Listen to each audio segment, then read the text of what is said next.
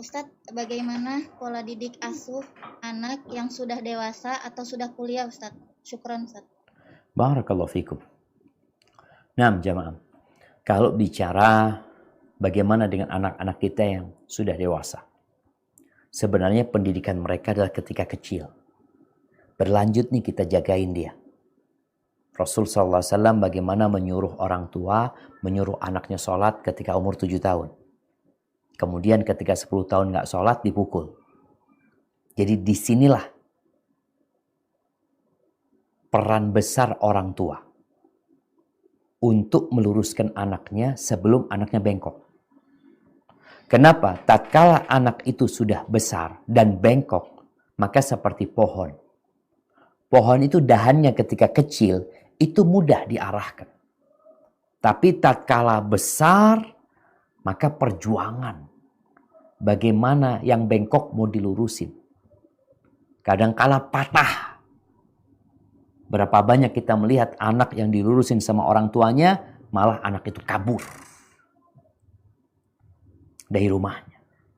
Kesalahan siapa? Wallahu a'lam. Dilihatlah. Apakah kita yang salah didik? Kemudian tatkala anak itu sudah besar, maka orang tua hendaklah dekat sama anaknya. Dengarkan curhatan anaknya. Bagaimana Rasulullah SAW tatkala putrinya sudah menikah pun beliau masih peduli sama putrinya. Beliau dengarkan curhatan putrinya. Bagaimana Aisyah datang jumpai Nabi alaihissalam, Fatimah datang minta solusi sama ayahnya. Bagaimana sang ayah datang mendengarkan langsung keluhan putrinya. Karena kalau orang tua tatkala anak-anak itu mulai dewasa dan orang tua sudah tidak perhatian, padahal ketika itu anak mulai memiliki masalah-masalah yang dia perlu teman untuk mendengarkan curhatan dia. Maka polanya tatkala anak itu sudah besar, hendaklah orang tua memposisikan diri sebagai kawan buat anak-anaknya. Sehingga anak itu tidak tertutup. Pelajaran keimanan tetap ditumbuhkan di hati mereka. Karena jangan sampai orang tua bicara, oh anak udah lulus pesantren, udah kuliah. Lalu engkau berlepas tangan.